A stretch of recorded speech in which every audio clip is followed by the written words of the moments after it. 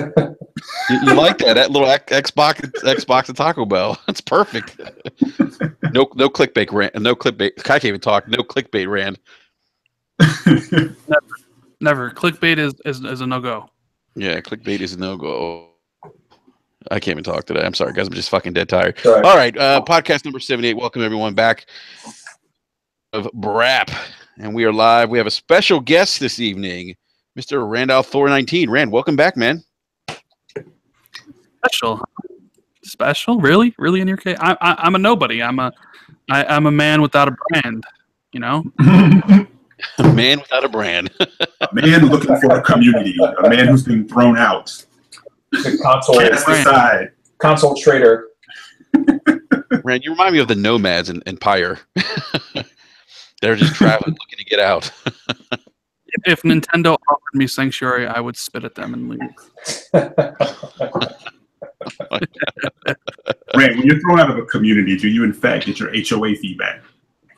I have recently signed up for unemployment. We will be paying some of my bills. So that's nice. Yeah, well, you know what? When Microsoft sells off the Xbox brand, you'll be ready. So you'll be set. You can do an Xbox brand, selling it off. All right. And that, ladies and gentlemen, is Mr. Megadeth, who is returning. What's going on, man? We missed you, man. It's been a long time. All right, so let me ask you this: like, since I haven't been on for so long, do I technically count as a special guest as well? No, because you've been a co-host for a while, so okay, yeah, I guess that's true. Okay, yeah, you've been on a hiatus, sabbatical. I've been a sabbatical, yeah, a sabbatical. I've been playing a lot of Nintendo Switch, and I just haven't had time for any of this shit. No, Thursday mornings and Tuesday mornings are rough for me. I got to be up super fucking early. So, but it is very good to be back. Yeah, no, we're happy to have you back, man, and get ready to talk these video goms. So, hey, everyone in the live chats, hello, Super Group, hello, Chicken Spaghetti. Big shout out to them. Oh, Eric Jackson's in the live chat, but he's also here. What's up, Eric? How does that work? I don't know. It's magic. I thought you said you're at work for a minute. I was like, how? How's this happening? Where's Roach? B Money, what's going on, man? Not much, man. Glad to be back for another week of BRAP. You know what I mean? So, it's crazy. Yeah, I did a BRAP rant the other night. I had too many margaritas though. No, I enjoy those. Yeah, thank you, John. Appreciate that, man. I actually, I've actually had a lot of people reach out to me and say they enjoy those. So I'm gonna try to do some. Good, man. Yeah, I'm gonna try to do some more. You know, Rand, you've inspired me to do these BRAP rants. And you put it out. Oh boy, just don't make them too clickbaity. Yeah, gotta stay clear on the clickbait, you know. Well, let me ask something, Rand. Is Xbox and Taco Bell, is that clickbait? No, of course not. No. Okay, I just want to make sure. What I named that was like the first two things in the Xbox 2 podcast today. Xbox and Taco Bell, a match made in heaven. I was listening to that actually, Rand. I did see you say hi in chat. I did see that. You booed yourself though when you showed up. I did. Well, you know, I figured there are probably a few people hanging around who don't like me, so I figured I would just preempt them. Surprisingly, I have a large contingent of PlayStation fans that listen to me, so you went in very nicely there. You've gone full neutral, my man. Neutral, please. Yeah, full neutral. Talking about how much you love Uncharted 2 and The Last of Us. How about my favorite game I played this year is Last of Us, even though it's the game from 4 years ago? You know, Rand, you know what? Rand, let me ask you this. Does that say something about the quality of The Last of Us or the quality of the games that come out this generation? I think it has something to say about the quality of that one special game rather than the quality of the other games that came out this year. I agree. Yeah, I agree with that too. Mm-hmm. It's a fucking phenomenal game. I mean, it barely beats out Edith Finch, and we both loved Edith Finch. Edith Finch, yes. Edith, that game, and that's on Xbox now too, right? Yeah, Yes. It just came out like last week or the week before. It hasn't been out very long, but we did I wrote the review for Edith Finch for our website, and you can see it on OpenCritic. But I give it a perfect score. You can finish it in 2 hours, and I sat there for about I don't know, half an hour, 45 minutes in the dark, listening to that amazing menu music after it was over, just kind of processing what I'd seen. I played it like 3 times now. In fact, Anchorman, who's in chat, I remember when he tweeted us, he legit cried tears. Legit. Yeah, no, I got Anchorman. I can relate to him, man. I got emotional too. Really? Okay, I need to play this game. I'm sleeping on this game. You haven't played it? No, I haven't played. I'm backlogged. Dude, I don't want to. You can pour your Rand will attest to this. You can pour yourself a drink and finish it in one night. Yeah, definitely. Yeah. Definitely one of those games where I recommend, if you play it, to play it through in one sitting, because you definitely can, and it would get the full experience. That's my plan too, and that's what Jeff from Super League Forum was saying. He said play it in one playthrough. I just picked it up the other day, so I'm going to start on it really soon here. Well, and this is one of those games that like you, I mean, not just you, the community needs to support financially, because we need more games like this. Mm-hmm. It's such a good game that when I was playing Tacoma, Edith Finch was on my mind, because they're very, you know, and then you know, it just it's my favorite game of the year. A game that came out this year. Edith Finch is right there, along with like the Evil 7 and Rhyme. But God, can't believe we're talking about Edith Finch, Enrique. I mean, we started this podcast and we were Xbox and Taco Bell, and however we ended up on Edith Finch. Weird. Well, that's what we do, right? We talk about the video games here, so you know. But that's interesting. I'm totally sleeping on this game. I mean, I've heard great things about it, but I didn't know it was that good. I mean, would you guys say that this is the best game you played so far this year, or one of the best? It's up there. I mean, it's going to be talked about in SDGC's Game of the Year in December. I guarantee that right now. I mean, like a lot of people will fight if it's actually a game. You know, there are those people that believe it's an interactive movie or a pop-up book, because it is extremely linear. However, I'll say, I mean, I don't know what my top 10 games will be this year, but none of them will be as emotional as Edith Finch. Like, there is heart in that game that you find in, I think, any other that'll come out this year. There's just something about that game, you know. I mean, Rand, I would say that there are very few movies I have seen that convey an emotional story or have a powerful narrative in the manner that Edith Finch does. Yeah. And there is one sequence in the game that could only be told through the power of the medium of video games. It couldn't be told. It's one of the very last ones, isn't it, Rand? It's the fishery, the cannery. Yeah, that sequence, the fishery sequence, could only be told through video games. It couldn't be told through TV, couldn't be told through a book, couldn't be told through a movie. And it's so well done that you understand through the video game how it presents itself, the mind state that he was in himself while doing all that stuff. It is so incredible when you finally, like, when that clicks with you. Like, oh my God, amazing. Well, think about the fact that Rand said that, and I knew exactly which scene he was referring to. Exactly which scene. Like I cannot praise this game enough. It's not even a game. It's an experience, and you have to go in blind, and you have to experience it for yourself. They call those games narrative adventures. Narrative adventures. And that's what it is, because it's all about story in the games that kind of like lead you from one point to the next. It's all about the story and the voice acting and the characters, and oh boy, Edith Finch nails it all pretty much. Yep. Yeah, and why do people get on that whole thing? Like, if you're not, running around blowing stuff up, taking full control, like they say like it's not a game. Because people are fucking idiots. Basically. Jesus. That is John, welcome back. It's just like, come on, man. Experiences. That's what gaming's all about. Different types of experiences. I'll say anybody who does not think Edith Finch is anybody who says you should skip Edith Finch is a fucking butt plug. That's all I'm going to say. Wise words. Yeah, Anchor in the live chat said he was crying. He just posted that in the live chat. So, geez, that's crazy. I'm You know what? I'm going to pick this game up this weekend. I'm going to pour me a little. I'm going to pour me a little vino and I think Anchor said you could actually complete the game in less than 2 hours.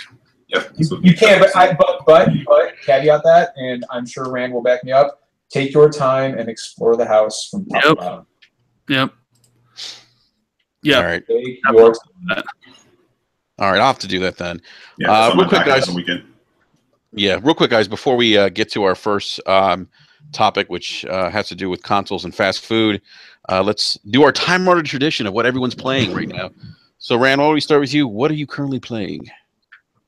Well, I just finished Tacoma and posted my review earlier today. Came out on Xbox One and PC. Xbox console exclusive. So, unfortunately, I don't see anybody talking about it.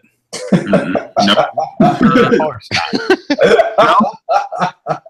Imagine that, a console exclusive on Xbox, but everybody's too busy talking about what kind of 4K Assassin's Creed is running. Oh, and controllers. Don't forget controllers. Yeah. I mean, I said my piece about the controllers. Yeah, but I don't see anybody talking about Tacoma. So hopefully PC saves that game, because I don't think many people in the Xbox community are going to buy the game. And judging from my review, it doesn't really seem like many people are interested in the game to begin with. Now, good review, by the way, right? Thank you. Yeah, it's not for everybody. The game, it's very much like Gone Home. So it's a narrative adventure set on a space station, and its kind of unique feature is you'll have these elements where you come into the room and the AI had recorded the movements and the conversation of everybody in the room, and they're each color coded. So like one character's red, one character's green, one character's purple.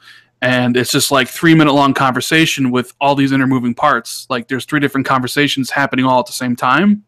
So you can kind of follow your character as he goes and listen to the conversation and then rewind it and get a different part of the conversation from somebody else and then rewind it. So it's very much like that. You go in there, you listen to the conversations, you get to know the people, and then the game ends. So I don't want to spoil it for anybody. So No, I'm definitely going to pick it up. Yeah, it's $20 and it's 2 hours. I think I beat it in 2 hours. It's a game you could theoretically beat in half an hour if you wanted to. Oh wow! That would be you skipping everything. But there is a really cool story there. I did beat it in one sitting because I did want to know what happened. It's just I almost kind of like now rate everything post Edith Finch, because Edith Finch affected me so much by basically being so good. And the one thing that Tacoma lacks is the heart, that emotional core that I thought was so much in Edith Finch. So that's why I don't think Tacoma reaches those levels. It's still a really, really good game. It's just not a great one. You know what I mean? Mm-hmm. Or an amazing one. Now, Chicken Spaghetti in the live chat says he's having problems, and think I've heard other people say they've had problems loading it. Yeah, he Mr. Game Preview himself tweeted me earlier, because that's what I call Chicken Spaghetti, is Game Preview. Game Preview King. He tweeted me earlier about that, and I didn't know people were having troubles. Like, it worked fine for me. Like, yeah, I mean, I've seen a few tweets about it. Again, nobody's really talking about the game, but I saw Chicken and somebody else on my timeline actually say that they bought it and couldn't start it. That's weird. Yeah. Now I am in Game Preview Alpha Ring. I don't know if that has anything to do with anything. Yeah, I mean, if you're a fan of narrative adventures, I'd recommend checking out, Tacoma at some point down the road. Mm-hmm. Yeah, what Anchor just said doesn't surprise me. That just seems to be like the way things go. No promotion. Yeah, Anchor saying no one talks about it. Anchor saying he had no idea it was coming out until 2 days ago. Yeah, nobody's really talking about it. And the reviews have been fairly positive. I think it has like an 80 something on Metacritic. Something like that, 81. Yeah. I gave it an 8. But yeah, Xbox seems to be more behind Cuphead, and maybe because that's a console exclusive, where Tacoma seems to be more timed exclusive, which I'm sure will show up on PlayStation at some point. But yeah, they're not really talking about it very much. Yeah, and you don't really see the fanboys talking about it either. So, which is kind of the death. I only see them talking about PlayerUnknown Battleground. Yeah, like all freaking day long. To be fair, PlayerUnknown Battlegrounds is a gaming phenomenon that we are witnessing with our own 2 eyes right now. It is, and it's not even that good. Now you played it on PC, John. A lot of people thought Minecraft wasn't very good either, John. I know, but yeah, I don't know. I'm sure somebody will say you're saying that because it's on Xbox. Well, no, I didn't think it was all that good on PC. So wait, John, did you play it on PC? Did you? I was able to play it for like 5 minutes. So maybe my opinion. I get it, but I've watched quite a bit of it. I've watched hours of it on stream, and I'm like, okay. I mean, it's an ugly game set in an open world, and there's a guy at the top of a house, and he's in his underwear, and he's firing a sniper rifle, and then somebody ran a car up a ramp, and okay, whatever. I've got other things to play, so I understand it's probably really fun with your friends, but it's just after the very limited time I had with it and my extensive viewing of it, I just don't think it's a game for me. So interesting. Yeah. Yeah. So you think it's like mindless fun then? I don't think it's fun. I think it's mindless. I'm hearing that about Fortnite. A lot of people saying how fun Fortnite is. Just that's another game I have no interest in at all. I haven't even played it yet. Yeah. So, Rand, is that it in terms of games? No, I'm also. What else have I been playing? I played Sundered on the PS4, which I'm working on a review. Nice. PS4 exclusive, or console exclusive. It's pretty cool so far. I'm enjoying it. We'll see how it stacks up towards the end. God, what else? I'd have to bring up my game. I forget about what I play. Sometimes I just got to bring up my games list to remind me. I played Fortnite for a while. Mm-hmm. I'm not the Fortnite is half a good game and half the absolute worst of video game. You talk about those loot boxes, right? Yeah, it's the free to play grind. In the beginning, I really enjoyed it. Right, you co-op with your friends, 4-player co-op. Okay, I like this. Building the defenses, defending against the husks. And the more you play, the more you realize that it's just like Destiny.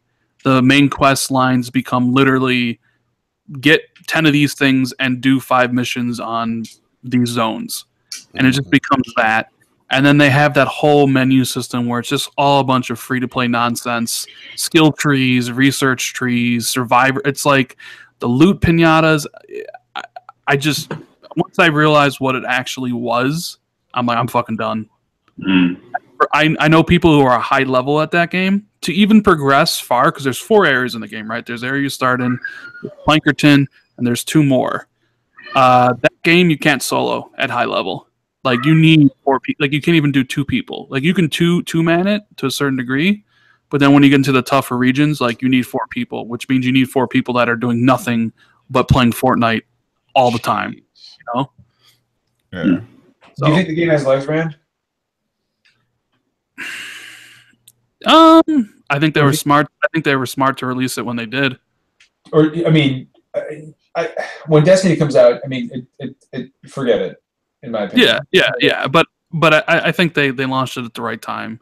It's gonna get some legs and people to look at it because nothing else was out. But yeah, Destiny 2 will probably cut its legs off. Well, Destiny 2 will cut its legs off a lot of things. Destiny 2 is going to cut the dick off of just about everything that comes out within a month of it. John, did you guys see Knack 2's coming out the day before Destiny 2? Yeah, I cannot understand that move at all. Rest in peace. Why even bother making the game at that point? That right there tells you all you need to know about Sony's confidence in Act 2. That is the video game equivalent of kill it with fire. John, let me ask you something related to Destiny 2, because I've heard you say this. Do you still think it's going to outsell Call of Duty? Absolutely, 100%. Yep. Rand, what do you think? Well, I think what will Destiny 2 will it outsell the new Call of Duty? That's a tough one. You know what? PUBG's gonna outsell them both. I was told by somebody when we were discussing E3 that he said that the game that will be the biggest from E3 this year that will outsell all the games is PUBG. When it's also shit? Wow. What? I think PUBG. I think Destiny is going to have better legs than PUBG, though. I don't know, man. It's got 6 million people on it right now. I think it's just. It does. I mean, yeah, it does, but I don't know. You predict them, like you don't know when they're going to happen, and it just takes off like Minecraft, dude. You couldn't predict that shit even if you tried. You really couldn't, you know. And No. PUBG, no advertising, you know, early access type stuff, and 6 million, 4 months. It's probably going to be 10 million before it even hits Xbox. It's like the most, not what they hit the record for most concurrent non-Steam game ever over Fallout fucking 4. Something like That's that. insane. I mean, the game just doesn't stop. But as for like Destiny 2, Call of Duty World War II, I don't know. I feel like a lot of Call of Duty fans are going to get back into the fold because it's boots on the ground. You know, That's true, but at the same time, I mean, I have never seen so many. So, like, you know, I'm on PlayStation Network a lot, right? Obviously, because I don't own an Xbox One. And the most streamed games I see on, because I just go to PlayStation Live every night and see what's being streamed. And usually there's like, you know, 1,000 people streaming, Black Ops 3, and there's a little over 1,000 people streaming Destiny. Those are the two games I see bounce back and forth at the top, right? Within an hour of the Destiny beta, there were 12,000 people streaming the Destiny beta. And I looked at the numbers, and it was the most streamed game in PlayStation 4 history. Jeez. Was the Destiny beta. If you're talking people streaming it at once. Yeah. The hype for this fucking game is unreal. I mean, it is unfucking real. And Oh, it's gonna be huge. it's going to be ridiculous. And when you combine, Call of Duty is going back to boots on the ground, and that's great. I mean, it's got my interest. Sure, I'm interested in a Call of Duty game for the first time in years. But it's not like we are going. It's not like we're going to a unique setting like World War One, right? I mean, how many fucking World War II games have there been? Yeah, How many quite a World few. War II movies have there been? I mean, World War II is a setting and a time period that not just video games but movies and television have covered extensively. There's no shortage of World War II anything in the entertainment medium, and when you combine that with the fact that Call of Duty comes out every single year, like clockwork, and Destiny, there's a new Destiny. I mean, this is Destiny 2. It's not something that comes out every year.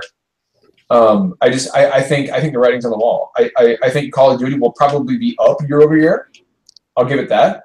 But I do not think it is going to stop the juggernaut that Destiny 2 is going to be. I really, really don't. I just don't see it happening. Yeah. You know? B Money, Eric, what do you guys think? I think it's a race. Activision at the end of the day. You know what I mean? Like Pretty much. they got the two biggest brands, you know what I mean, going head to head. Yeah. And all the money goes into their piggy bank. So at the end of the day, they don't really care which one does best. I think the hype for Destiny 2 is something ridiculous right now, though. A lot of people are really into it, especially now that it's going to PC. You know what I mean?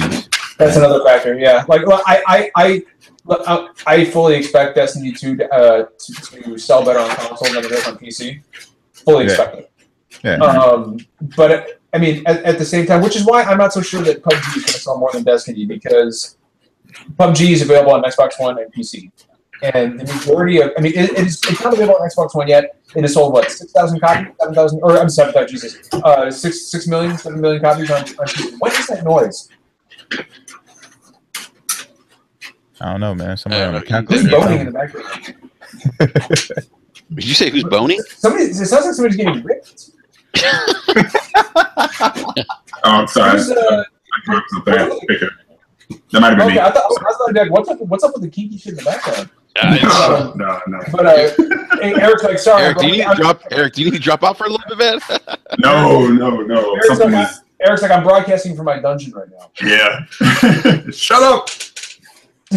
I said, shut up. Yeah, no. So I mean, given the fact that Destiny 2 is going to be available on 3 mediums, I think I don't know. I think it's going to outsell PUBG, but I could be wrong. Who knows? You know. Yeah, I think where Call of Duty is concerned, I think it'll do numbers, of course, but I think you're probably going to get people who are going to be on the fence because they've been feeling burned over the last couple of iterations. So they'll probably wait to kind of see how people react to it and respond to it. But if that word of mouth hits, they could get that audience back. So it's going to definitely be a race. But like B said, at the end of the day, Activision's just like ka-ching.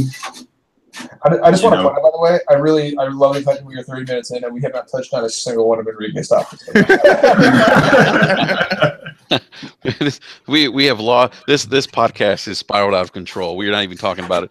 If we discuss any topics, this is true. So, yeah. So, why don't we go to what you're playing real quick, John, and we'll try to get to this real quick before. Right now, I'm playing Splatoon 2 as we speak. All right, cool. V-Money. Played a lot of Lawbreakers over the weekend through the beta and playing Yakuza 0. So Yakuza 0 is a great game. What do you think of Lawbreakers? I'm there day one, man. I thought it was very unique. You know what I mean? Fast-paced shooter. Characters were pretty well balanced. You know what I mean? Everybody has their own little niche that makes them kind of special. So not a lot of people talking about it, but for $30, man, I feel like it can't go wrong.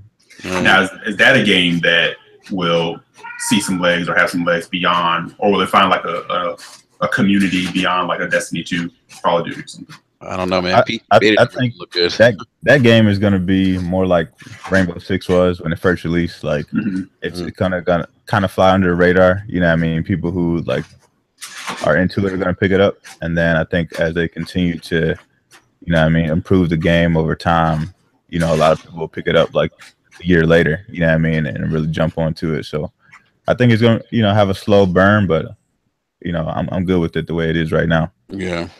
Yeah, I didn't get a chance to play it, man. It's kind of bummed out. I tried to download it Friday night, and it was like, of course, I looked at the download. It said 9 hours. I'm like, come on. Damn. Yeah.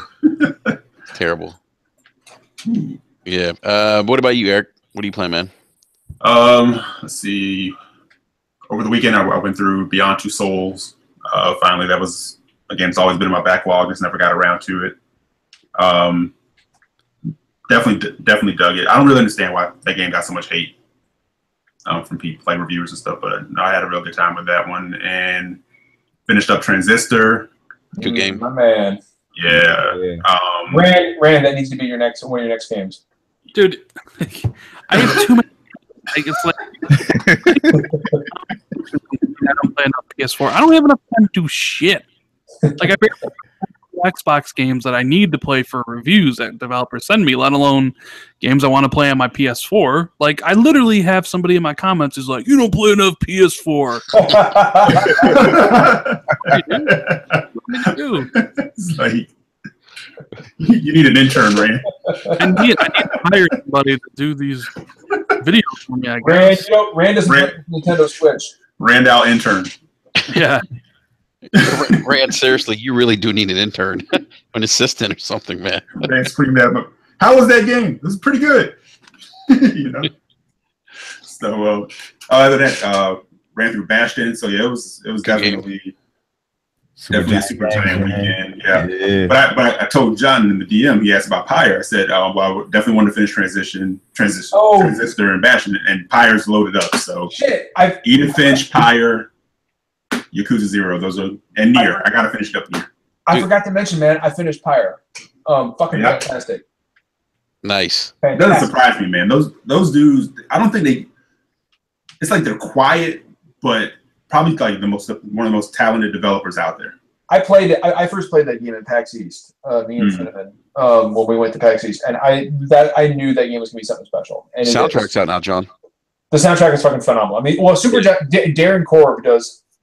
He does all their soundtracks, and he does phenomenal fucking work. He does phenomenal work. I mean, Supergiant. The soundtracks for Supergiant games are fucking. And by the way, there is a narrator who narrates the matches or the rights, as they're called, in Pirate. I want this man to narrate my life. he's like the snarkiest fucking asshole. He almost kind of sounds like Bane. He sounds like this really snooty supervillain. Like every time the matches start up, he's like, "Oh yes, another round." I want this guy this guy to, like, I want to wake up in the morning. I want to wake up in the morning and hear this guy say, like, once again, John arises from his bed and brushes his teeth. Like,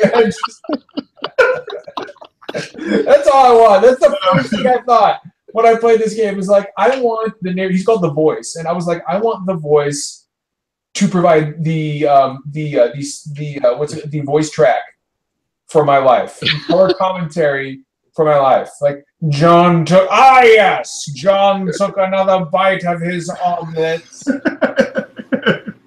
He felt the avocado and cheese meld together on his palate in the most delicious manner. And yet, a sense of emptiness filled his soul when he realized the omelet was in fact gone. John, I gotta say, man, that is dead on to how that narrator sounds. Yo, isn't that what he sounds like? Yes, it does. Every time we're on the road, he's like, and now the rites commence once more. Bound by sacred law, yes. Oh my goodness! I can't wait to play this game, man. Rand is probably like, "What is going on?" Like, what the fuck is happening? Yeah. Hey, Rand, welcome back to rap. Super Giant always brings it, man. Yeah, they really do. Yeah, they really do. No, they definitely do. We actually had Greg Kasavin on from Super Giant last August, I believe. Yeah, something like Lucky fuck. Yeah, we had him on. So cool. Well, yeah, I'm actually playing Yakuza 0, and I did pick up Pyre. And John, I have not completed it, but it is a damn good game. I'm enjoying it. Yeah, it's a lot of fun. All right, so let's get to our first topic. It's we're a half hour in. We haven't got to a topic yet. This is worse than SDGC. Yeah, this is pretty bad. So we have some news. If you're a fast food fan, and if you like Taco Bell, starting August 31st, if you buy the $5 steak quesarito, anyone ever had the steak quesarito? I'm not a big Taco Bell fan. I think Taco Bell's butt, to be honest with you. I'm a Chipotle guy, even though you can get food poisoning going to Chipotle. Yeah, so starting August 31st, you will come with, if you buy the $5 steak quesarito box, will come with a code that you can redeem for a chance to win the Xbox One X. Promo runs through October 4th. What do you guys think about this? Why is it only the steak quesarito box? I'm not sure.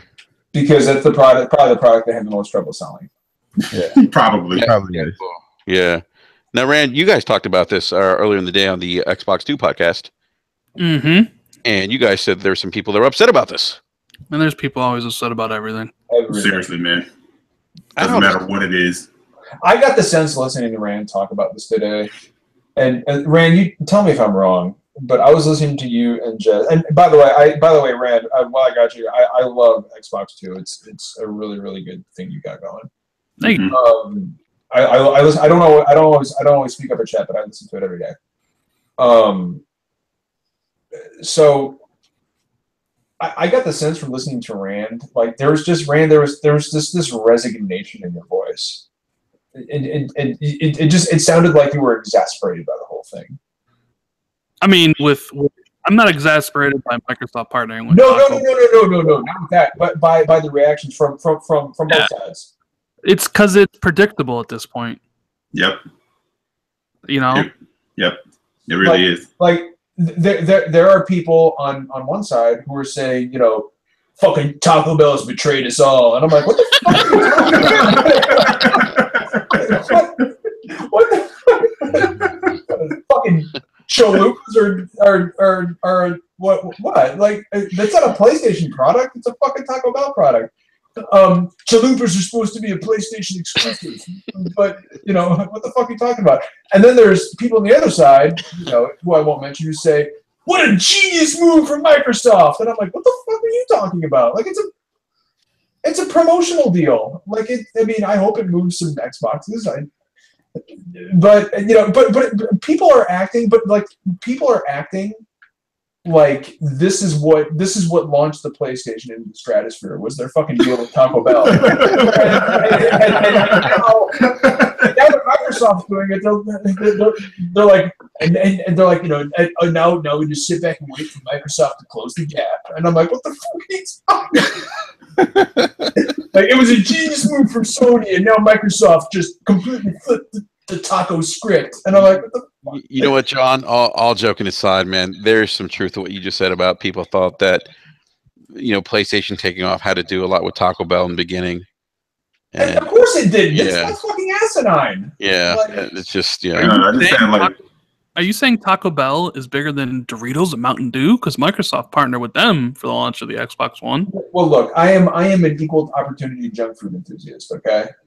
But I will say, look, I'll say this, right? Like, anybody on this podcast knows, like, I tweeted out yesterday. I tweeted out a screen cap of and I did this, and somebody said this fucking faggot went back 4 years and got a tweet from. I was like, no, everybody's tweeting this screenshot. I just saved it to my phone from Twitter.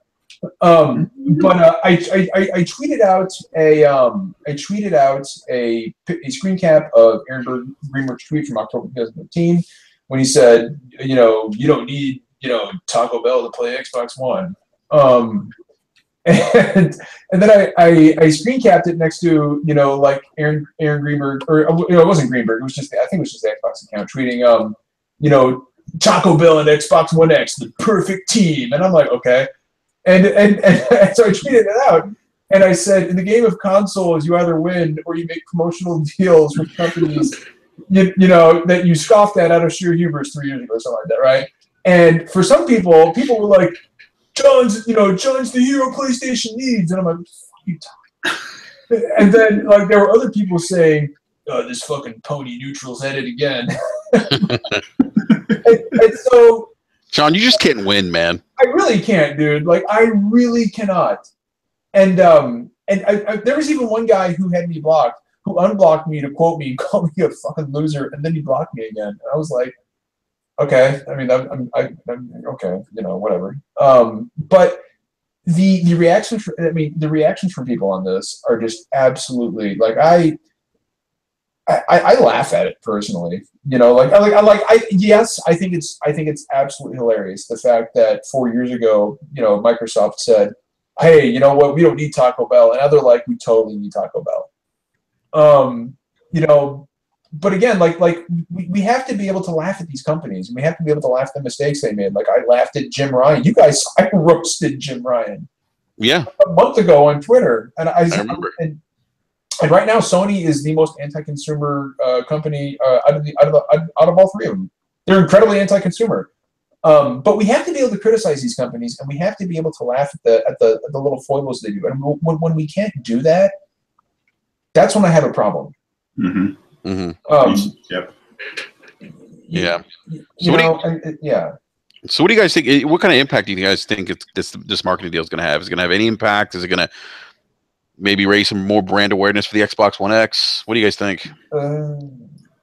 I don't think so. I don't think because so. I mean, are they out there screaming about what it does, or they're just like, come and get diarrhea and get this console? It's like, but it's not explaining to like a casual consumer or whoever what it does. It's the same group of everybody who's excited about it. Come pee out of your butt for a chance to win the Xbox One X. Oh my God, pee out of your butt. I think it's just a way to them to get some pre-advertising out there before the actual advertising, because it's going to be on, Taco Bell's going to have the commercials talking about the system and stuff, and people will go check it out.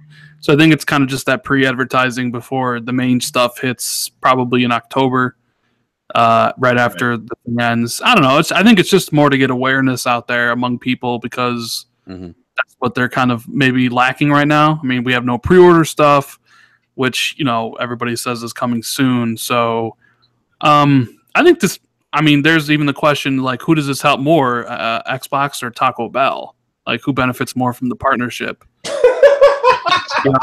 Taco Bell does. I'm sorry, that's just funny to me. Did Taco Bell partner with Xbox, or did Xbox partner with Taco Bell? You say that maybe they're you never heard of that, the whatever thing they want you to buy because they're selling bad. But now they're going to sell extremely well because Xbox fans will probably be buying a shit ton of those $5 boxes with those things. Yeah. You know? That's good because when people be laying in the hospital bed next to each other holding hands, like, I hope you win. I hope you win.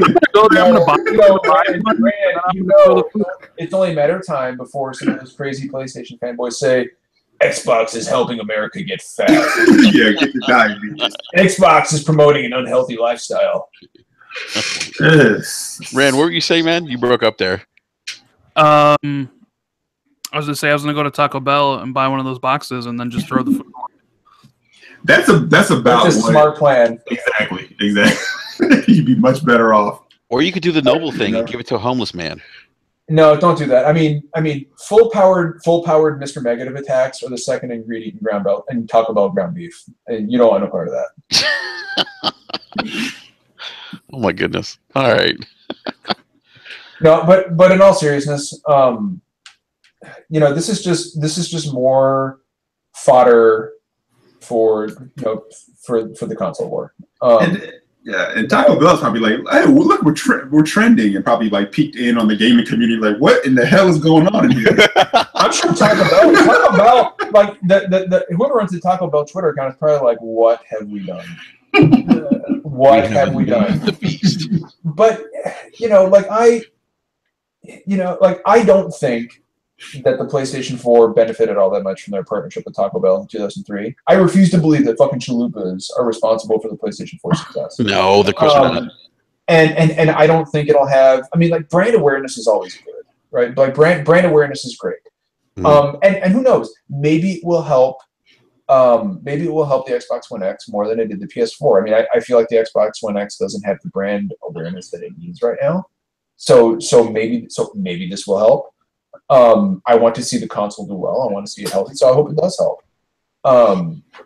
I don't think that this is the marketing coup that some people think it is, and I also don't think it's the marketing disaster that some people think it is. I think it's just it's a promotion. It is what it is. It's no different than seeing, like, Spider-Man on the side of a Wendy's cup. That's what it is. And let's be honest, your chances of winning an Xbox One X by eating a box of steak quesadillas, whatever it is slim to fucking none. You probably won't win. Like, not many. It's not like people are going to go to Taco Bell in droves. It's like 1 out of 3 people wins an Xbox. Like that's not the way this works. It's like winning the lottery.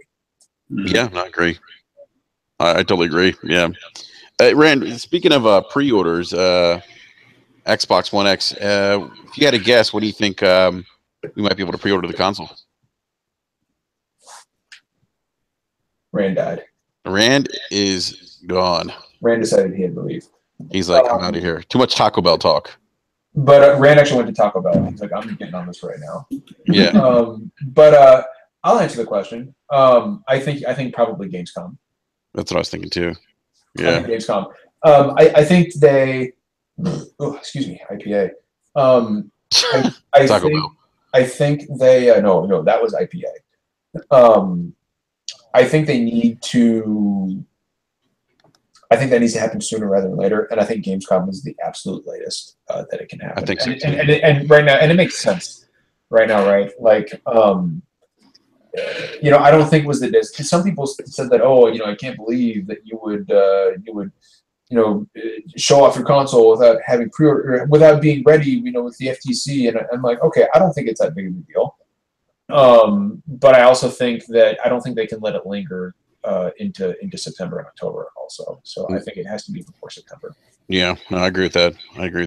Because otherwise, pre-orders are what keeps the hype train going, right? Like, okay, pre-orders are open, go, and we haven't seen any of that yet. And if you wait until like Destiny 2 comes out, it's just gonna get lost in the noise because everybody's gonna be talking about Destiny 2. Yep. Because there are a lot more people. I feel like I can't say anything anti-Xbox without being called a fanboy, but there are a lot more people stoked and waiting for Destiny 2 than there are the Xbox One X. Millions more. And it's only going to get worse. It's only going to get worse as time goes on. So I think Microsoft has to get on the ball with that very quickly. Rand, are you back? Yes. What's up? Yes, I was asking when you thought we might get pre-order for the Xbox One X. Sometime this month, I would imagine. Gamescom, right? Gotta be Gamescom, right, man? Gamescom. I mean, you would think, but I don't know. B Money, you were gonna say something? Yeah, I was gonna say I think they should do it before Gamescom. I think you want to get it out there before more games are talked about on other platforms. I know Bungie's gonna be at Gamescom, so there'll be another big Destiny push because that's like literally 2 weeks away before the game coming out. You know what I mean? So you don't want to get swallowed up in all the extra noise surrounding Gamescom because there'll be some stuff announced there as well. Mm-hmm. So I think if you get out in front of it and then that you show the other games that you have coming up, you show Crackdown, with the multiplayer beta, that also continues that hype train for the X.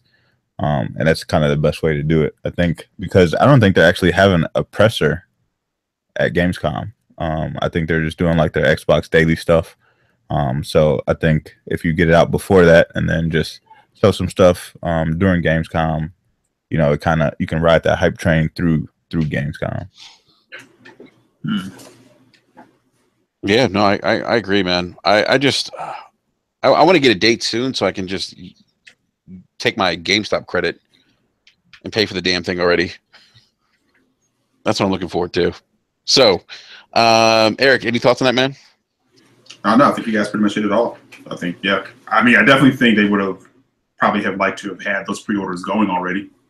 Mm-hmm. Because coming out of E3, you kind of had the attention, of most of the audience that you're like kind of looking at for this thing, mm-hmm.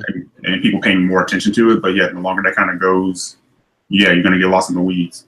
Do you guys think it was a mistake? I hear a lot of talk about this, and I just mentioned something like this. But do you guys think it was a mistake to not have pre-orders ready to go when they announced this thing? I think that's one of you get people excited. People are like, you kind of like your adrenaline's kind of pumped from E3 and stuff like that. So I think if you're going to announce something there, you kind of want that to be ready to go. I think the people who are going to pre-order E3 are probably going to be roughly the same amount of people who would pre-order in August. I think maybe you lose a few, but I think for the most part, I think you'll still get the same amount. I mean, it would be great if the pre-orders were available at E3, but I mean, like, it wasn't ready, so the FCC didn't approve it yet, so they couldn't.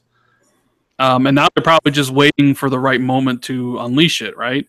Mm-hmm. And they've had a busy week this week for PR-wise. I mean, you got the Taco Bell thing right on August 1st. You had the 3 new controllers. Yeah, so I mean, like, I don't know. Maybe, I'm kind of with B Money on this. Like, I don't like Monday next week. Fucking announce pre-orders. Get that shit out before Gamescom. Yeah. Like, because I don't know, something cool could happen at Gamescom, drown it out. I'm more interested in seeing what the surprise supposedly is. They've been mentioning that a few times now. Wait, I haven't heard anything about that. The surprise? Yeah, Major Nelson mentioned on his podcast that the team was working hard on like some surprise for the pre-orders or some shit. I don't know if they're meaning bundles. Like, are they going to have more than just here's the base Xbox One X bundle? Are they going to have more? And maybe they wanted, ready to have like, here's an Xbox One X bundle. Here's a bundle with Shadow of Mordor. Here's a bundle with Assassin's Creed. Here's a bundle with Forza. Here's a bundle with Crackdown. Or maybe they're just going to bundle a game in with standard. Maybe Xbox One X just comes in with. Do you remember last year? In January, they did like a pick 6, and I think they're even doing it now. Like, you buy an Xbox and you get your choice of like 5 or like 1 of 5 games. What if they do something like that? Like, you buy Xbox One X, you can choose between 1 of 5 games, whether it's Shadow of War, Assassin's Creed, Forza, Crackdown, and I don't know, Super Lucky's Tale, and you get 3 months of Games Pass. Because it's interesting to note that. The Taco Bell winners, they get a copy of Forza and 3 months of Game Pass to go along with the system. So I'm wondering if they're trying to throw some of that stuff in there, like to kind of maybe lessen the cost a little bit. I mean, what better way to throw in and then like a subscription to a Game Pass service? Mm-hmm. with your new system. So I could definitely see them adding. I just don't think it's just going to be here pre-orders and it's just a system for $500 and nothing else. I think there'll be a ton of other stuff to go along with it. And I thought there was always supposed to be 2 SKUs. Like, didn't they announce that like last year that there was going to be 2 SKUs for it? I don't think so. I don't think so. No. Yeah, I don't think so. I think there was a rumor going around there was going to be 2 SKUs. But yeah, I don't think that was official. I think it's just rumor. How do you guys think Crackdown 3 is going to sell? When does it come out? When does it come out?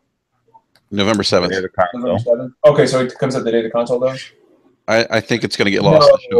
No, it can't get. No, it comes out earlier than that, doesn't it? No, Nope. November 7th. November 7th. Okay. Rand, what do you think? Depends, man. I think it gets lost in the shuffle, Rand, with everything that's coming out. It depends. I mean, in a unique way with the multiplayer. Maybe it does well. I mean, I know people will be looking up to buy a game with their new system, and maybe Crackdown 3 is one of them. Although it's in the position of launching after Call of Duty and before Star Wars, which is kind of eerie similar to Titanfall 2 last year, when all Titanfall 2 handled that. So that was rough. I don't know. Part of me thinks Microsoft doesn't have any faith in Crackdown, similar to how Sony doesn't have any faith in NAC 2.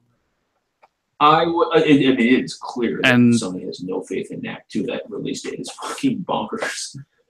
Rand, I'll say this. We were talking about this on SDGC a while back. Which goes live when? Which goes live every Thursday at 9 p.m. Eastern Standard Time. I would have gotten there. But I we were talking about this on SDGC a while back. And the fact it was like right after E3, it was like 3 weeks after E3, maybe even a little longer, and that no, it was right after that terrible, awful gameplay thing came out, right? Like those horrible comedians playing like, whoa, he needs a speeding ticket, and I'm like, God, what are you doing? That was awful. It was a terrible showing for. I think Rand actually did a video on it. But it was a terrible showing for the game. And it was at San Diego Comic-Con, and they were showing the game, and they had these people who had never touched a video game in their life playing fucking Crackdown, and it did not paint the game in a good light. And I remember thinking to myself, I was like, where is this fucking multiplayer that they have been that they built up and built up and built up, and it's got the power of the cloud and everything. You can destroy everything, and where the fuck is it? Like, I get that we're probably going to see it at Gamescom, but I just don't think Microsoft is I don't think the multiplayer in this is going to shape out quite the way that they intimated it would. And I just think it shows. I mean, where is it? If you had confidence in this game, like Major Nelson looked like he wanted to rip the controller out of every one of those comedians' hands and beat them to death with it. Every time one of those people who have never played a video game just ran into a car and said, "Oh my God, they're all shooting at me!" I felt bad for Major Nelson. He was like, "This is what my life has come to." He's like, "This is where I'm at now." And if you had any confidence in the game, why show it like that? I just don't get it. Yeah, I don't know. Well, I don't know. I mean, they don't have a lot of time to really sell Crackdown to everybody, so they have Gamescom to see what this destruction stuff is all about, and then the game comes out. But I don't know. I think we would have been better served with a new IP. I don't know. I don't know. Microsoft's not about that life. Yeah. Oh boy, that's a sore subject for some people. That's a whole. Well, and it's not like, I mean, look, the Xbox is a great console. I have the same problem with the Xbox One X that I did with the PS4 Pro. Right, in the sense that I just don't think it's necessary. Like, I've got a PS4 Pro because I've got a 4K HDR TV. Like, it makes, and I had some money to burn. Right, it makes sense for me. But if I didn't have a 4K television, I wouldn't have bothered with the PS4 Pro because I don't need it. I've played Horizon on a vanilla PS4 on a non 4K TV, and it looks fantastic. It looks fucking phenomenal. You don't need a PS4 Pro to play a great game, and you don't need a PS4. You don't need something that can produce 4K visuals. Period. To play a great game. Like I just popped in Mario Kart 8 on my Nintendo Switch, and I'm having a fucking blast while I'm talking to you guys. And I hold in my opinion that if Nintendo can get their stock situation under control, I think it beats both the PS4 and the Xbox One X in November. I think so too. So this narrative that power is everything is I just don't think it's true, and I don't think either of those consoles are necessary, the Pro or the Xbox One X. And I think sales will reflect that. I mean, the Pro didn't exactly light the world on fire. It's doing fine. And I expect the Xbox One X will probably sell better to the Xbox core crowd than the PS4 Pro did to the PS4, core crowd. But in the end, I think the sales are going to be comparable, and I don't think it's going to really move the needle in any meaningful way for Microsoft.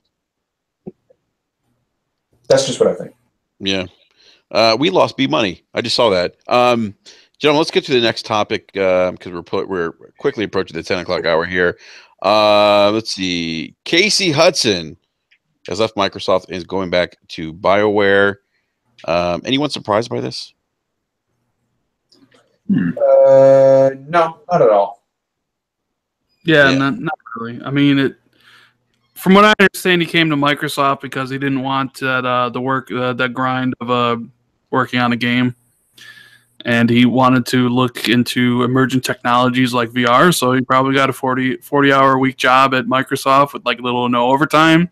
Got to dabble in some VR, and then when that burnt out period left, he go back to BioWare to right the ship, essentially. And it's a ship that needs to be righted. Be the hero that BioWare deserves. Yeah, it's disappointing because I remember when he first left.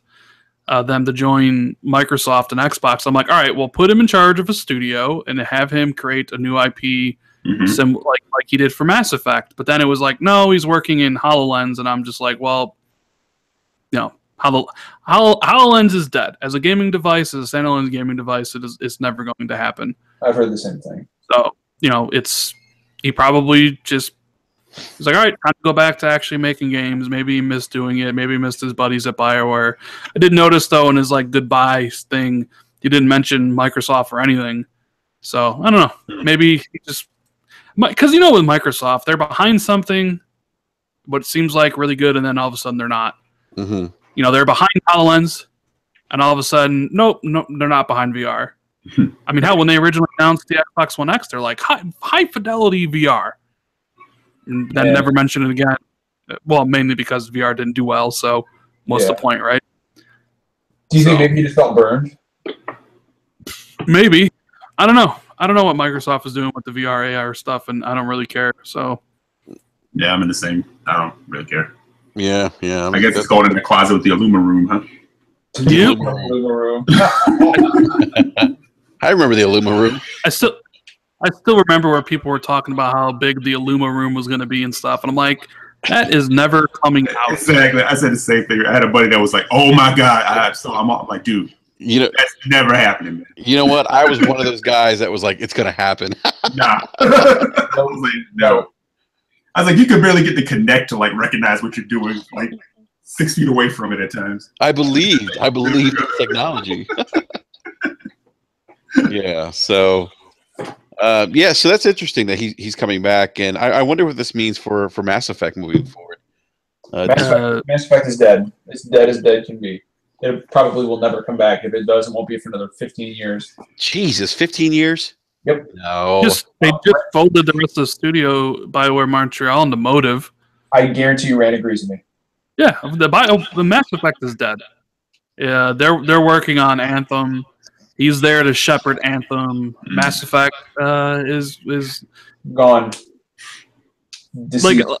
I agree with John. Maybe if video games are still around in 10 years, possibly. Oh, video games will be around forever, but Mass Effect was never coming back. Yeah, Mass Effect is in the ground, buried. That's so sad, too. And Andromeda literally killed it. I mean, the game is not even getting DLC. But that wasn't even like BioWare's like A team working on the game, right? Wasn't it the team that worked on Mass Effect 3's multiplayer? Not even that. It was. I highly suggest you read. Kotaku put together. I think it was Kotaku. They put together a really interesting deep dive into what went wrong with Andromeda. And I mean, there was a reason that and I said it on SDGC, not to toot my own horn, but I mean, I said, I was like, okay, this game's coming out in 2 months. We don't know shit about it.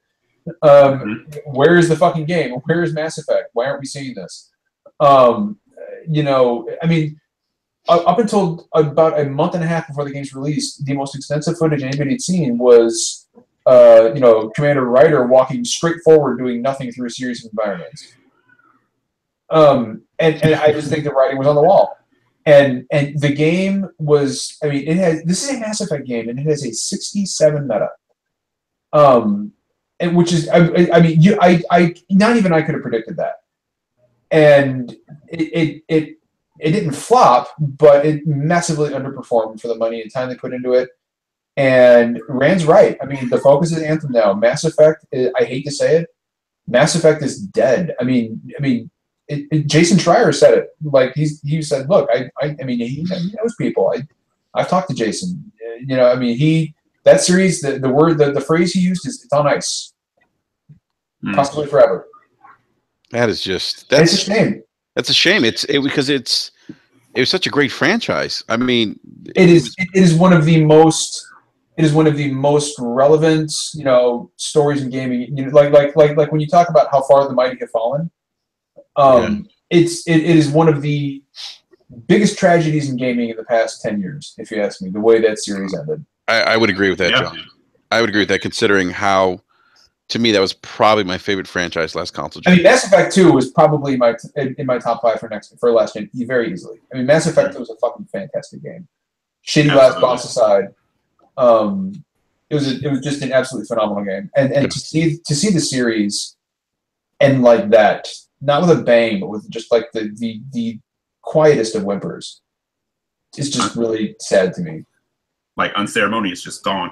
Just like yeah. And there were people who blamed PlayStation for it too, which I thought was fucking hilarious.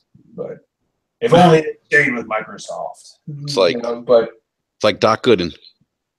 Yeah. But I don't know. I'm really unhappy with what happened with Mass Effect. I wish I was wrong, but I'm not. So. Yeah, that's sad news. I was and I was really hoping with his return that might mean that maybe there's a glimmer of hope. No, but it doesn't sound like it. Rand hit the nail on the head, man. It's all about Anthem now. Yep, it's all about Anthem. Better hope that doesn't bomb. I'm not confident on Anthem's chances. Really? Nope. Now, I heard people at E3 saying, or people that were at E3 who went to E3 this year, were saying they were really hyped about it. It looked great. Sure. I mean, people said the same thing about The Division. Yeah, that's true. That's true too. I mean, I look at so if we're talking about action MMOs, Destiny is king in the same way that World of Warcraft is king of the PC MMO, or the MMORPG. Yeah. Warcraft is king, and every other MMORPG that came out, be it like Lord of the Rings or Asheron's Call 2 or fucking what is that, Final Fantasy 14 or Realm Reborn, they're all World of Warcraft. Like, this is going to be the World of Warcraft because here it is. But all these games get crushed. Like Final Fantasy, or Star Wars Galaxies, or the Old Republic. They all end up coming nowhere near World of Warcraft. Now, Final Fantasy 14 is doing fine. It's doing more than fine, but it's nowhere near World of Warcraft. And the few games that have tried it on console, when in regards to going up against Destiny, it's turned out the same way. I mean, The Division did great for like a week, and then it lost 90%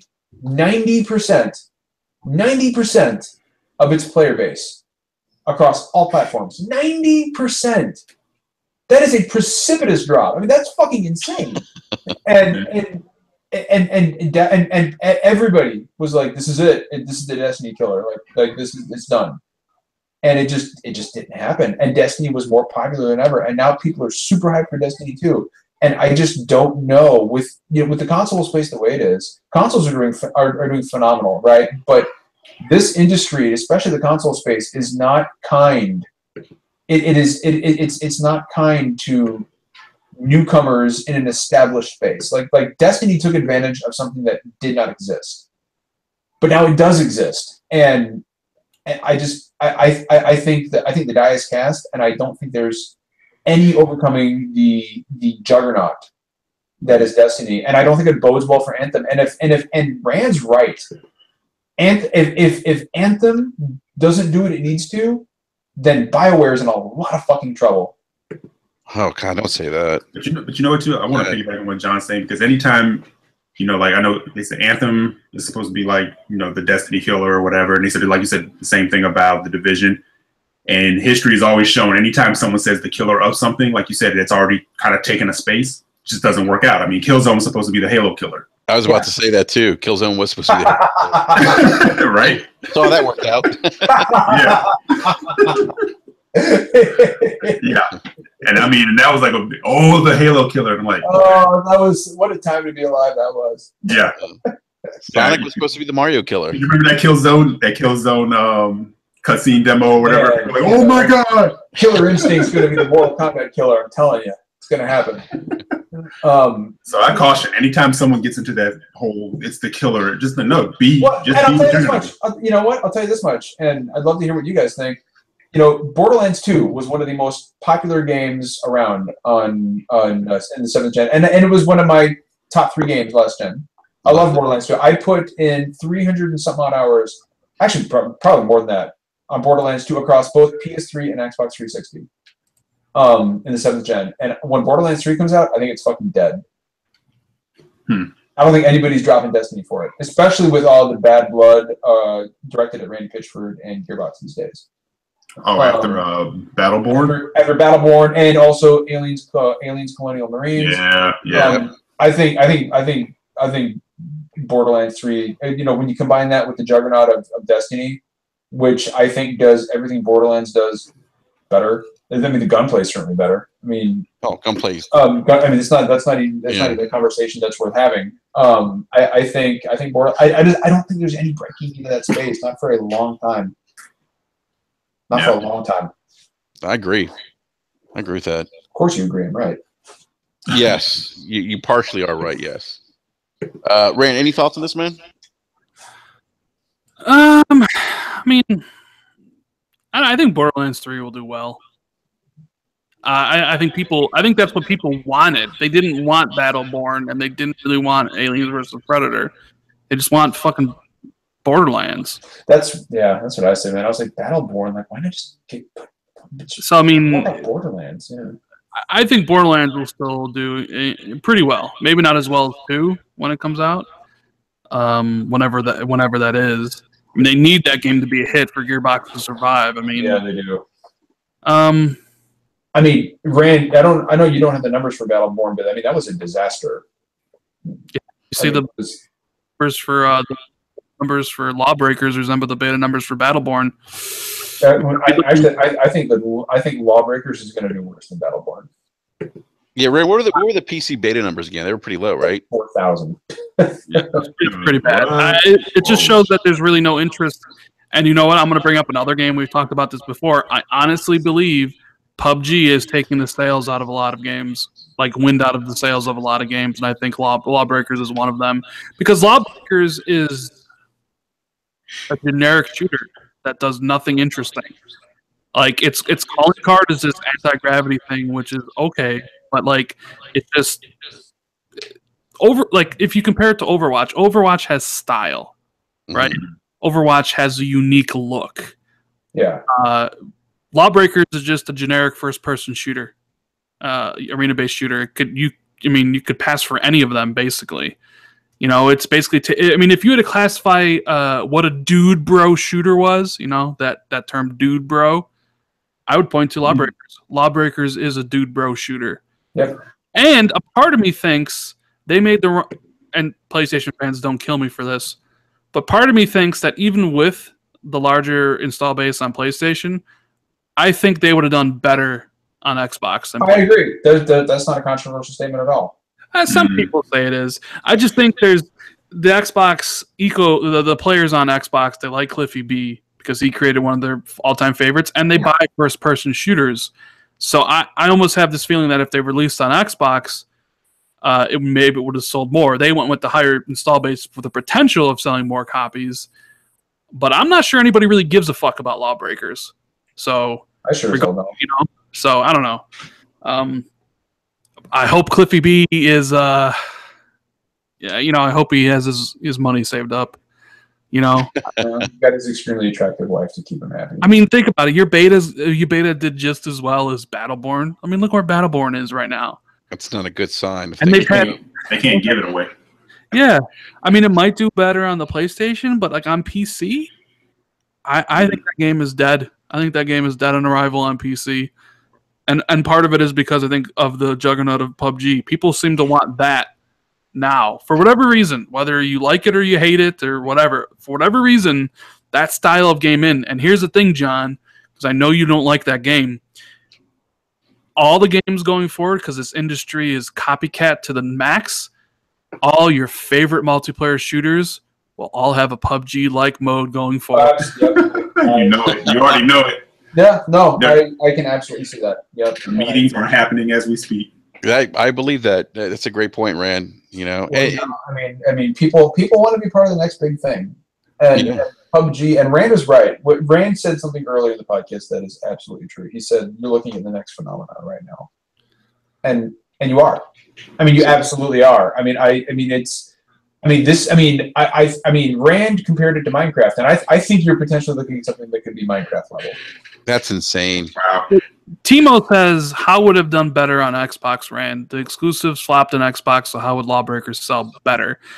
I mean, you're talking about exclusives, but you're not talking about other games. Like, there was just an article that came out about the Arrow devs, where they talked about it, and they were asked, hey, what platform did your game sell the best on? And they said, our game, Arrow, sold the best on Xbox. And they're like, really? Even with the, half less of a user base? And they said, yeah, it sold better. Now, that doesn't necessarily mean all games sell better. Of course, games will sell better on PlayStation or whatever. I'm just saying, I think Lawbreakers with the Cliffy B attachment, with the dude bro shooter kind of, genre that Xbox players love, I feel like that game is more suited to the Xbox audience than it is the PlayStation audience. Right. You know what, Rand? People get offended when you say that. Like, it's like, but that is what it is. That is the audience. Yeah. Well, it's the same reason that Final Fantasy 15 sold fucking gangbusters on PS4 and barely moved the needle on Xbox One. Like, it's the reason that games like Yakuza isn't on Xbox One. Ni no Kuni isn't on Xbox One. Most Neo isn't on Xbox One. I mean, most JRPGs are not on Xbox One, and there's a reason for that. There's nothing wrong with that. It's just not you're looking at two completely different audiences.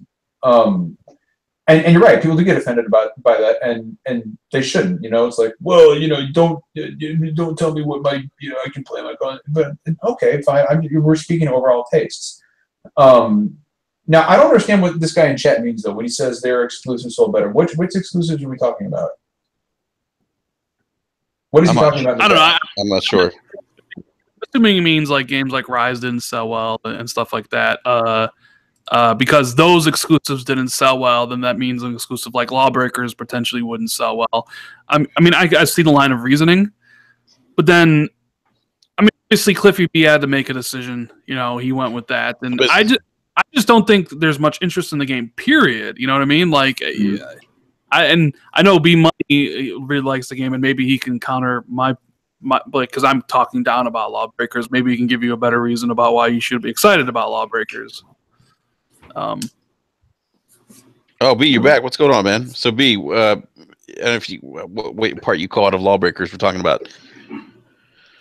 How the beta numbers or it didn't do well on the PC.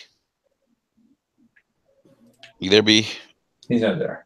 He's not there. Okay. He's Maybe having he'll come back.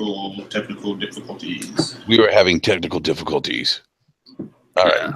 But yeah, I mean, Lawbreakers has a good date too. I mean, beginning of August. I mean, it's got some time between now and Destiny. Doesn't have that much time. Well, No. it's got a month. It's got a month. And then- Which, you know, most video games sell their most in a month. The first That's month.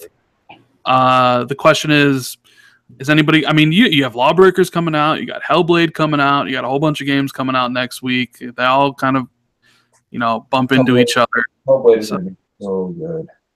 So, And Rand, that's a perfect transition to our last topic. Hellblade. Hellblade is going to be so good. Are you hyped, John? Yes, because this is the game that is from the developers of Heavenly Sword, which is one of the games that was forgotten Ninja Theory, at the very beginning of PlayStation's life cycle, and it absolutely should not have been forgotten. It was an awesome game. And you're talking about a game that tackles psychosis in a manner that no game has before, which is a very taboo subject. And of course, you know, I suffer from generalized anxiety, so anytime a game does something, you know, based on a mental disorder or a mental illness, I sit up and take notice. And I, you know, and so I have my own ideas on what is exactly going to happen in the game. I'm going in as blind. I've seen some gameplay. I'm going in as blind as possible. But Same here, John.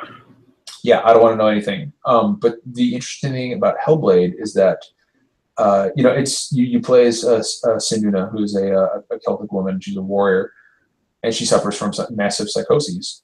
And I'm very, very interested to see how that will be integrated into gameplay and enemy encounters. The combat looks like a cross between Heavenly Sword and Dark Souls. It looks like more one-on-one combat than anything else, and it's dark and dreary. And it is being billed as the first independent AAA game. Which really interests me, and it looks like it has real AAA values, and I could not be more excited for it. I do wish that it was not a console exclusive on PS4 because you guys know my stance on that stuff. I feel like the more people that can play a game, you know, the better. I do not like third-party console exclusivity at all. But having said that, I'm still going to play. I'm going to be there day one. I'm going to play it, and I could not be more excited about it. Yeah, but I also can't speak extensively about it because I don't know that much about it because I'm intentionally going in dark. Yeah. So what's interesting is their approach of this game. It's going to be about an 8-hour game, and their aim for the game was to create this like you said, John, it's AAA quality game. But their approach is kind of making this game half the size for half the price of a regular AAA. And I believe the game's going to retail for $30. Yeah, $30. It's digital only. Digital only, yep. So, I mean, this we wanted to talk about this because this is an interesting approach, I think, to AAA games. I mean, obviously, AAA games are typically $60, as we all know. And Ninja Theory's taking a different approach to this, kind of that short and sweet. We're going to give you these AAA production values. We're going to give you a game that is going to give you anywhere, you know, up to 8 hours of playthrough, but at half the price. If this thing takes off and is successful, what do you guys think this means for the industry? I mean, are people going to take notice? Are we going to see other developers try this? Yes. Yeah, absolutely. Because I mean, because if I'm not, because I mean, I'm sorry, Eric. Go ahead, man. No, you go, man. I was just going to say that because I mean, this is going to save people on publishing costs. You know, that I think that's kind of a big takeaway here. And I think this is something that you're going to say. I think it's a good move too. You know, and people will be because, you know, I mean, publishers have insight into what happens in these games as well, and if they can unfetter themselves from that and just kind of focus on on the vision that the devs have, then I think that's good for everybody. You know, I will also say though that I got to get going. I got to get up in the morning. But it was good to be back on Brat, man. Hopefully I'll be back next week. I hope. But Rand, it's always good to be on a podcast with you, man. Yeah, it's always good to chat with everybody. It's always a pleasure. And I'll give a quick plug real quick. So tomorrow night we have a couple weeks ago we had on Quentin Cobb, who's now with Daybreak Studios. They do H1Z1, and we had Michael Huber on the same night. Highly recommend you guys go check that out. And then tomorrow night we have Susan Arndt, who used to be with Games Radar.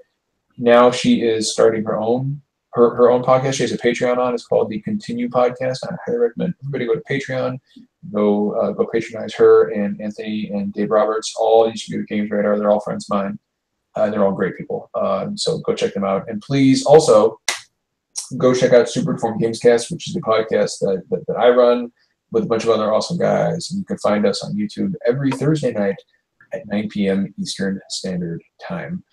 And we would highly recommend if you go and subscribe to our channel because it helps us out a great deal. We would appreciate that. And Enrique, I'll leave you with that. I've really missed being on the Basement Radio Arcade podcast. So I'll leave you with this. If anyone has a line from a game they want me to say, it's Christopher Walken, I'm happy to do it. You got to do Pyre again, man. You want me to do the announcer from Pyre? Yes. Do it as Christopher Walken or do it as the announcer from Pyre? I don't know. Could Christopher Walken announce Pyre? Could he be the announcer? I guess he could, once again, the rites have commenced. The moon is high in the sky. The pyres burn. One of you will be released to the Commonwealth. The rest of you will have to stay behind like the dogs you are. But no, I can do the announcer from Pyre again. I can't take myself seriously now. Fucking I'll tell you what. I'll read something from chat. I'll pick something that Timo said. I believe Lawbreakers is coming out at a bad quarter. Now, if Lawbreakers would be a summer release, it would do good. Here's something B-Money wrote. If you are picking up Lawbreakers, definitely hit me up on PSN, because that's where I'll be. Oh, that sounds dead on. That's hilarious. Objadon says, it's too late for John. He tripping. Oh my goodness. Hey, John. Sometimes we need some shorter experiences between all these 100-hour plus games. LOL. All right, and on that note, John, Final Fantasy VII is the best Final Fantasy. I just want to leave you with that. But you are wrong, Enrique. So wrong. I can't take it. Oh my goodness. Oh, that's hilarious. You sound just like him. That's funny. I'm gonna have a blast going back and listening to that. Yeah, you really are. Anyway, you guys have a good night, and hopefully I will be back next week on Basement Radio Arcade Podcast. Yeah. Right, John. Later, John. See you, man. Wow, man. Later. Oh my God. I'm telling you, if you haven't played Pyre, John sounds just like the narrator. It's like dead on. It's hilarious. Hilarious. That's too funny, man. Yeah. B, welcome back, man. Yeah, man. Sorry about that. No worries, man. Yeah, we were talking about Ninja Theory's new game Hellblade, which I know you're hyped for. Yeah, man. It's my most anticipated game of the year. You know, I've been talking about Hellblade for quite some time. Actually picked up the Cinewa t-shirt last Christmas for myself. That was one of my Christmas gifts. So I will be rocking that the day that Hellblade drops in support of Ninja Theory and what they're trying to do with their new game, man. AAA development for half the cost. You can't go wrong with that. Yeah, I really want Ninja Theory, man. Ninja Theory is another dev that doesn't get like the credit they deserve. Yeah, man. They've been slept on for so long. Yeah. Like, everybody knows them from Devil May Cry, but like Enslaved was like an amazing game. Yep. You know what I mean, Heavenly Sword was an amazing game. Mm-hmm. So, you know, this still waiting for Enslaved to hit BC. Yeah. They won't give it up. I'm gonna let them get Hellblade out first, and then I'm gonna start tweeting at them. Like, just say yes. They just gotta flip the switch. That's all. And it's only $30. Only $30, man. That's the great part. Yeah. If you go back and just watch some of the dev diaries that they've put out and the work that they've put into this game, you know what I mean? It's definitely worth $60. But for them to put it out at $30, like, you can't beat that. You know what I mean? I hope more people jump on it just because the entry, level is so low. Right. And, just give it a shot. And yeah, I hope so too, because I wanted to do well. Because again, like I like Ninja Theory, and I think more people should be playing their games.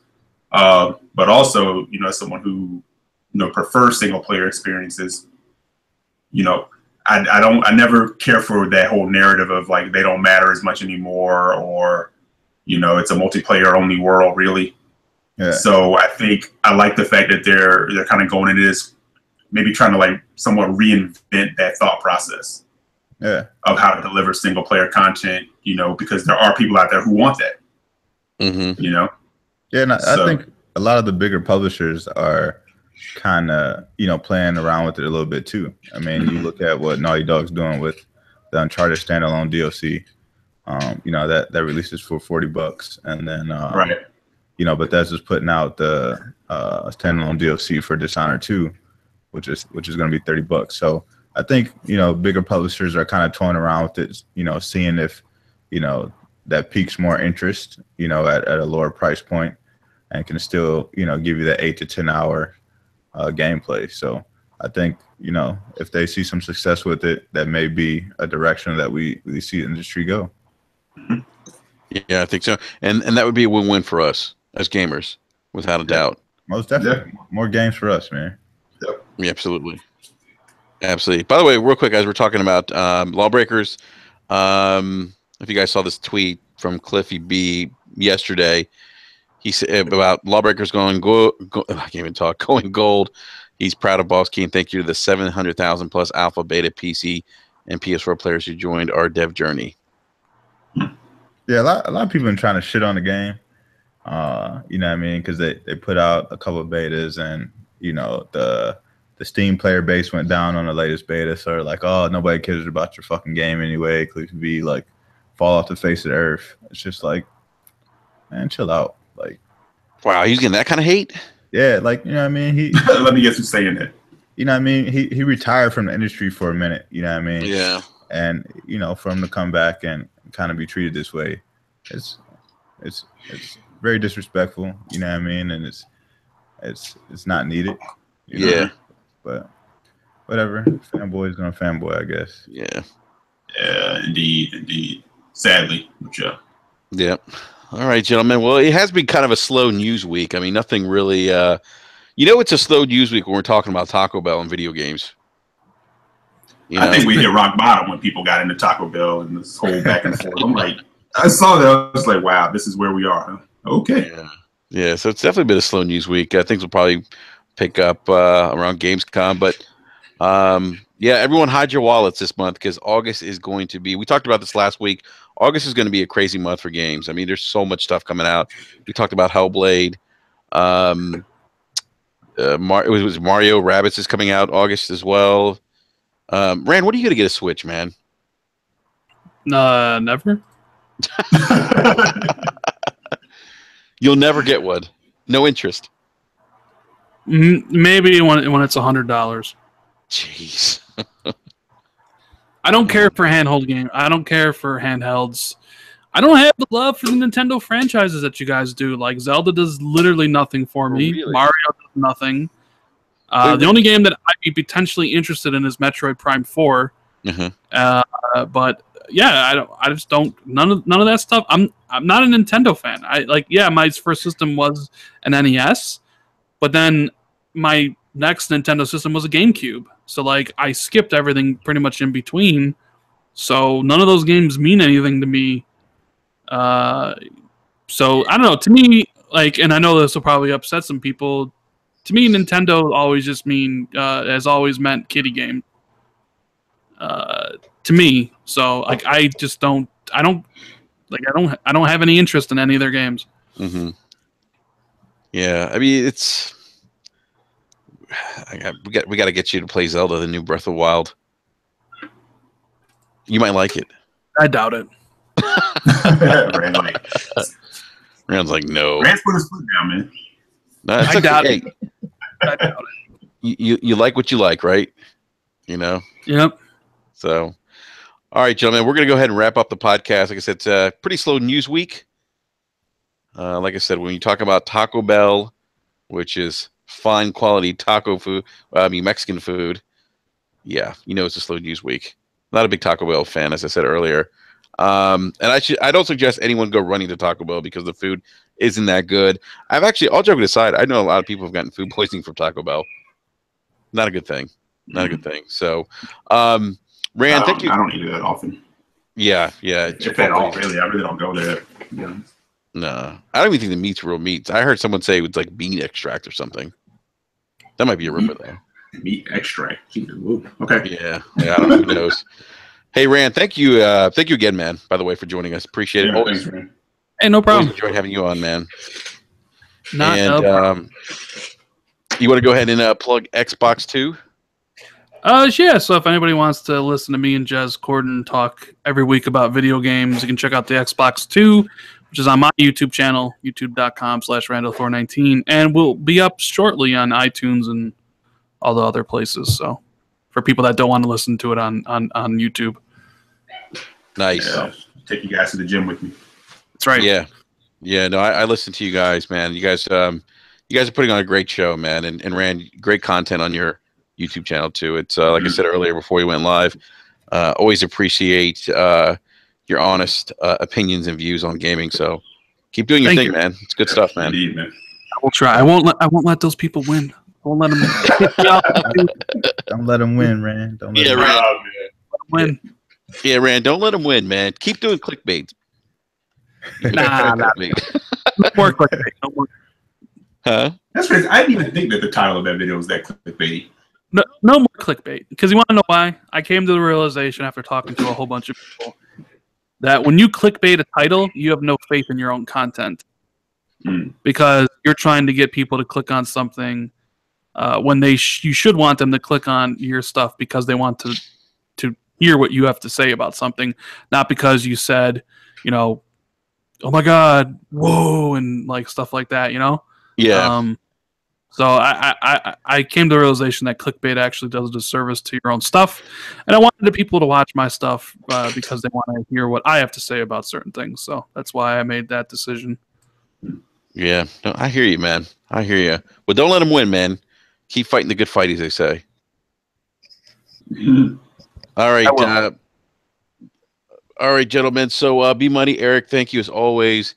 Big shout out to John, who was here earlier and giving us his impersonation of the guy from Pyre, which was pretty funny.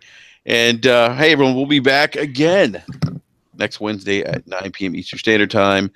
I'll probably actually try to do a brap rant regarding something John said earlier about Sony. So keep an eye out for that. That may drop Friday or Saturday, depending on when I have time. So we'll see. As always, big shout out to everyone in the live chat. Thank you for stopping by and watching us. Definitely appreciate the interaction, the positive talk.